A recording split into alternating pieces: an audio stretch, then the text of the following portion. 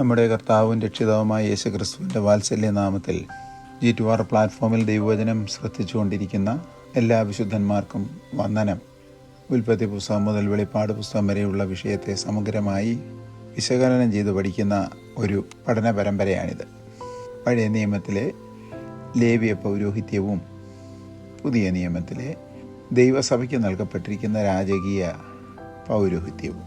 കഴിഞ്ഞ ചില ക്ലാസ്സുകളായി നമ്മൾ വിചിന്തനം ചെയ്തുകൊണ്ടിരുന്ന വിഷയം ദൈവത്തിൻ്റെ വചനത്തിൽ കാണുന്ന സ്നേഹത്തെ സംബന്ധിച്ചും അതിനുള്ള പര്യായ പദങ്ങൾ, നാമങ്ങൾ എന്നിവകളെക്കുറിച്ചുമാണ്. തദ്വിഷയത്തിൽ സ്നേഹത്തിൻ്റെ 11 പര്യായ പദങ്ങൾ അവസാനമായി നാം പഠിച്ചു.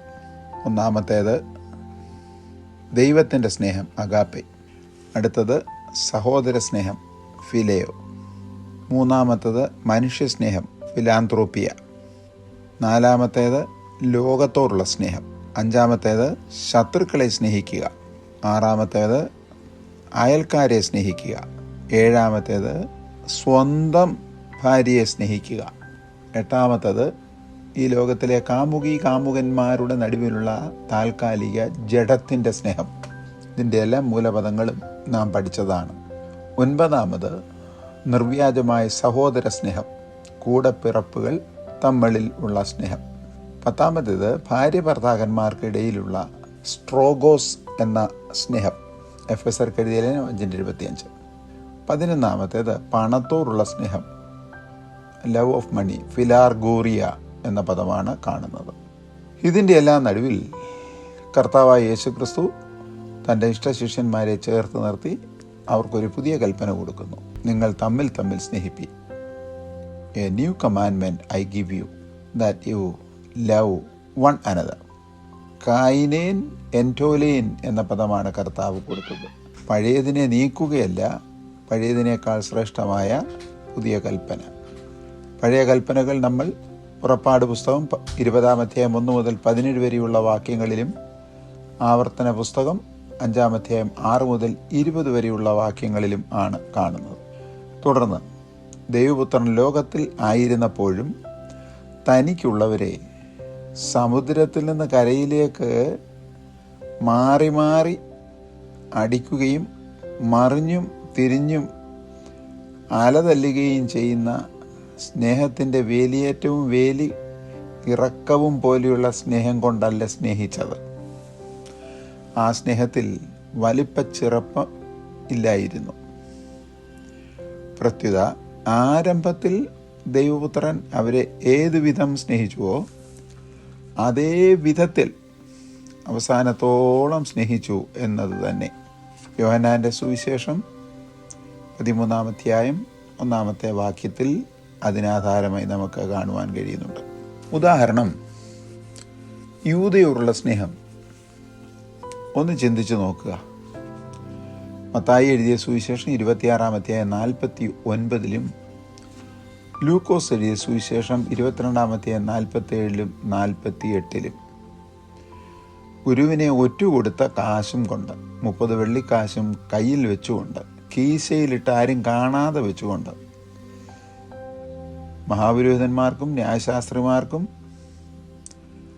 അവരോടുകൂടെ വന്ന പടയാളികൾക്കും യേശുക്രിസ്തുവിൻ്റെ സദൃശ്യ മുഖരൂപമുള്ള ചില വ്യക്തികൾ ശിഷ്യഗണത്തിലുണ്ടായിരുന്നു. അതുകൊണ്ട് തെറ്റായി പ്രതിയെ പിടിക്കാതിരിപ്പാൻ വ്യക്തി ആരാകുന്നുവെന്ന് കൃത്യതയോടുകൂടെ കാണിച്ചു കൊടുക്കേണ്ടതിനാണ് അവൻ എഗ്രിമെൻറ്റിൽ ഒപ്പിട്ട് കൊടുത്തത്. ആരെ ഞാൻ ചുംബനത്തോടുകൂടെ കാണിക്കുന്നു അവനാണ് യേശു. ആ കാശും കൊണ്ട് യേശുവിനെ ചുംബിക്കുവാൻ വന്നപ്പോഴും ദൈവപുത്രൻ്റെ ആദിയിലുണ്ടായിരുന്ന സ്നേഹത്തിൻ്റെ പരമകാഷ്ഠ വെളിപ്പെടുത്തി കൊടുത്ത് അവനോട് ചോദിച്ചു, മനുഷ്യപുത്രനെ ചുംബനം കൊണ്ടാണോ കാണിച്ചു കൊടുക്കുന്നത്? നിങ്ങൾ ആരെയാണ് തേടുന്നത്? യേശുവിനെയോ? നസറായനായ യേശുവിനെ തന്നെ. അത് ഞാനാകുന്നു. അവനെ വിട്ടുകള. അവിടെയാണ് യൂദയോടുള്ള ദൈവത്തിൻ്റെ സ്നേഹം. മാനസാന്തരപ്പെടുവാനുള്ള സാവകാശം കൊടുത്തിട്ടും അവൻ മാനസാന്തരപ്പെടാതെ ഫിലാർഗോറിയ, പണത്തോടുള്ള സ്നേഹം കൊണ്ട് വീണ്ടും കയറി കെട്ടിപ്പിടിച്ച് ചുംബനം കൊടുത്തത്. അടുത്തത് ഉദാഹരണം പത്രോസിനോടുള്ള സ്നേഹമാണ്. ലൂക്കോസ് സുവിശേഷം 22:32, 61, 62. കർത്താവ് തൻ്റെ ശിഷ്യന്മാരുടെ കൂട്ടത്തിൽ ഏറ്റവും പ്രധാനിയായി കണക്കാക്കിയിരുന്ന പത്രോസ് കർത്താവിനെ 3 തവണ തള്ളിപ്പറയും എന്ന് പറഞ്ഞപ്പോൾ പത്രോസ് പ്രതികരിച്ചത് എല്ലാവർക്കും അറിയാമല്ലോ, നിന്നോടുകൂടെ മരിപ്പാനും ഞാൻ തയ്യാറായിരിക്കുന്നു. അപ്പം കർത്താവ് പറഞ്ഞ അതിനൊരു അടയാളം, ഈ രാത്രി കോഴി കൂവുന്നതിന് മുൻപ് നീ മനുഷ്യപുത്രനെ 3 തവണ തള്ളിപ്പറയും. അറിഞ്ഞോ അറിയാതെയോ അവനത് ചെയ്തു. 3-ാമത്തെ തവണ കോഴി കൂവി. പത്രോസ് യേശുവിനെ തള്ളിപ്പറഞ്ഞു. യേശു തിരിഞ്ഞു നോക്കി. പത്രോസിന് കാര്യം ബോധ്യത വന്നു. നോക്കണം, യേശു ക്രിസ്തുവിൻ്റെ തൻ്റെ ശിഷ്യനായ പത്രോസിനോടുള്ള സ്നേഹത്തിൻ്റെ പരാവശ്യത. മാത്രവുമല്ല, പിടിച്ചു കഴിഞ്ഞപ്പോൾ അവരെല്ലാവരും ഓടിക്കളഞ്ഞില്ലേ? ഇടിയനെ വെട്ടിയപ്പോൾ ആടുകൾ മുഴുവൻ ചിതറിപ്പോയില്ലേ? കർത്താവിനെ ക്രൂശിച്ച് അടക്കപ്പെട്ട് ഉയർത്തെഴുന്നേറ്റ് കഴിഞ്ഞപ്പോൾ അവരെ തേടിച്ചെന്ന കർത്താവ് ആരംഭത്തിലെന്ന വണ്ണം അവസാനത്തോളം അവൻ അവരെ നിർവ്യാജമായി സ്നേഹിച്ചു. ശിഷ്യഗണത്തോടുള്ള സ്നേഹത്തിൻ്റെ വെളിപ്പെടുത്തൽ യോഹന്നാൻ്റെ സുവിശേഷം 20-ാം അധ്യായം 14-ാമത്തെ വാക്യത്തിലും നാം കാണുന്നുണ്ട്. ക്രൂശിൽ തറയ്ക്കുമ്പോൾ ക്രൂശിച്ച വ്യക്തികളോടുള്ള സ്നേഹം, പടയാളികളാകട്ടെ ശത്രുക്കളാകട്ടെ, പിതാവിനോട് താൻ പ്രാർത്ഥിക്കുകയാണ്, കർത്താവേ, പിതാവേ, ഇവർ ചെയ്യുന്നത് ഇന്നതെന്നറിയായികയാൽ ഇവരോട് ക്ഷമിക്കണമേ. കൈകൾ വിരിച്ചു വെച്ച് ആണികൾ അടിച്ചു കയറ്റുകയാണ്. ഏത് വൃക്ഷത്തിൽ, മരത്തിൽ അടിച്ചു കയറ്റുന്നോ അതിൻ്റെ മറുഭാഗത്ത് ആ ആണി വന്ന് കയറി ചൂണ്ട വളയ്ക്കുന്നത് പോലെ വളയ്ക്കും. കാരണം സ്വയം രക്ഷപ്പെടരുത്, ആരും രക്ഷപ്പെടുത്തുകയും ചെയ്യരുത്.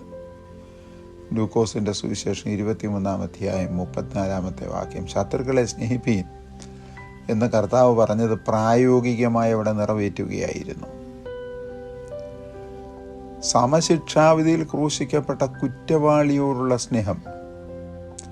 ഒരു ഭാഗത്ത് അവർ കർത്താവിനെ ശപിച്ചു എന്നും, നീ ദൈവപുത്രനാകുന്നെങ്കിൽ ഇറങ്ങി ഞങ്ങളെയും രക്ഷിക്കേ എന്നൊക്കെ പറഞ്ഞ അപവാദ പദങ്ങളൊന്നും ശ്രദ്ധിക്കാതെ, അതിലൊരുവൻ നീ രാജ്യത്വം പ്രാപിച്ചു വരുമെന്ന് ഞാൻ വിശ്വസിക്കുന്നു എന്ന് എന്നെ കൂടെ ഓർത്തുകൊള്ളണമെന്ന് പറഞ്ഞപ്പോൾ കോപമോ ക്രോധമോ ഒന്നും പ്രകടിപ്പിക്കാതെ, ഇന്ന് നീ എന്നോടുകൂടെ പരദീസയിലിരിക്കും, അവിടെയാണ് ദൈവപുത്രൻ്റെ നിസ്സീമമായ സ്നേഹത്തിൻ്റെ വെളിപ്പാട് നമുക്ക് കാണുവാൻ കഴിയുന്നത്.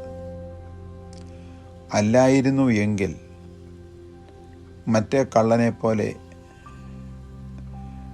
നെഞ്ചത്ത് ശൂലം കയറ്റി ഹൃദയത്തിലുണ്ടായിരുന്ന രക്തം വെളിയെ വന്നിട്ടില്ല. 3-4 ദിവസങ്ങൾ അതേ രീതിയിൽ അവിടെ കിടക്കും.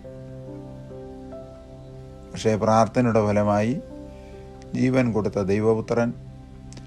ദൈവപുത്രൻ മരിക്കുന്നതോടുകൂടെ തന്നെ അവൻ്റെ ആത്മാവിനെയും കൊണ്ട് പരദീസയിൽ പോയി.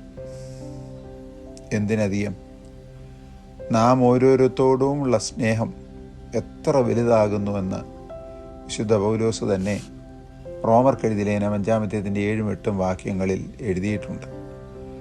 അതിപ്രകാരമാണ്, നീതിമാനു വേണ്ടി ആരെങ്കിലും മരിക്കുന്ന ദുർലഭം, ഗുണവാനു വേണ്ടി ചിലപ്പോൾ ആരെങ്കിലും മരിച്ചു എന്ന് വന്നേക്കാം. 3-ാമത് എന്നെയും നിങ്ങളെയും ഉൾപ്പെടുത്തി പൗലോസ് പറയുകയാണ്, നാമോ പാപികളായിരിക്കയിൽ തന്നെ. പാപം ദൈവത്തോട് ശത്രുത്വമാണല്ലോ. ചുരുക്കത്തിൽ നാം ദൈവത്തിൻ്റെ ശത്രുക്കളായിരിക്കുമ്പോൾ തന്നെ ദൈവം നമുക്ക് വേണ്ടി മരിച്ചു. അതിൽ കൂടെ ദൈവത്തിന് നമ്മോടുള്ള സ്നേഹത്തെ പ്രദർശിപ്പിക്കുകയാണ് ചെയ്തത്. അടുത്തതായി, രാജകീയ പുരോഹിതവർഗമാകുന്ന നമുക്ക് മോശയെ മരുഭൂമിയിൽ വെച്ചു കൊടുത്ത 10 കൽപ്പനകളെ നീക്കിയിട്ടല്ല, പ്രത്യുത നിവർത്തിച്ചുകൊണ്ടാകുന്നു പുത്രൻ തൻ്റെ ശിഷ്യഗണത്തിന് ഒരേ ഒരു കൽപ്പന, പുതിയ കൽപ്പന നൽകിയത് എന്ന് മറന്നു പോകരുത്. മത്തായി എഴുതിയ സുവിശേഷം 5-ാം അധ്യായം 17-18, യോഹന്നാൻ എഴുതിയ സുവിശേഷം 13-ന്റെ 34 വാക്യങ്ങൾ ചേർത്ത് വായിച്ചു കൊണ്ടാൽ അതിൻ്റെ അളവില്ലായ്മ, ആഴമില്ലായ്മ, ഉയരമില്ലായ്മ, വിസ്തൃതിയില്ലായ്മ ഗ്രഹിപ്പാൻ നമുക്ക് കഴിയും. ആകയാൽ 10 കൽപ്പന എന്ന ന്യായപ്രമാണ ധാതുവും ദൈവപുത്രൻ ഒരേ കൽപ്പന നിവർത്തീകരണവും എങ്ങനെയാണ് ചെയ്തതെന്നുള്ളൊരു താരതമ്യ പഠനം തുടർന്ന് നടത്തുവാൻ ആഗ്രഹിക്കുന്നു. ന്യായപ്രമാണത്തിലെ 1-ാമത്തെ കൽപ്പന കർത്താവിൻ്റെ ഏകകൽപ്പന. ഇത് രണ്ടും തമ്മിൽ താരതമ്യം ചെയ്യുക. ന്യായപ്രമാണത്തിലെ ആദ്യ കൽപ്പനയും നമ്മുടെ കർത്താവ് രാജകീയ പുരോഹിതവർഗമാകുന്ന നമുക്ക് നൽകിയിരിക്കുന്ന ഏകകൽപ്പനയിൽ 1-ാമത്തെ കൽപ്പന അന്യ ദൈവങ്ങൾ നിനക്കുണ്ടാകരുത്. പുറപ്പാട് പുസ്തകം 20:3, ആവർത്തന പുസ്തകം 5:7. ഇത് ഇസ്രായേൽ ജനങ്ങൾക്കും യഹോവയാം ദൈവം തിരുമൊഴിയായി നൽകിയ 1-ാമത്തെ കൽപ്പനയത്രേ. ഈ പ്രമാണം പ്രാപിച്ച നിമിഷം മുതൽ ഈ നിമിഷം വരെ അവരത് പ്രമാണിച്ചും ആചരിച്ചും അനുസരിച്ചും പോകുന്ന പ്രധാന കൽപ്പനയത്രേ. ഈ കൽപ്പനയെ നമ്മുടെ കർത്താവിൻ്റെ ശുശ്രൂഷാകാലത്തും അവരും അവരുടെ ശുശ്രൂഷകന്മാരായിരുന്ന പുരോഹിതഗണവും വലിയതും 1-ാമത്തേതും അഥവാ ഫസ്റ്റ് ആൻഡ് ഗ്രേറ്റസ്റ്റ് കമാൻമെൻറ്റ്, മെഗാലേക്കായി പ്രോട്ടെ എൻറ്റോലെ എന്ന ഗ്രീക്ക് പദമാണ് കൊടുത്തിരിക്കുന്നത്. അങ്ങനെ അവർ ഗ്രഹിച്ചു വന്നിരുന്നു.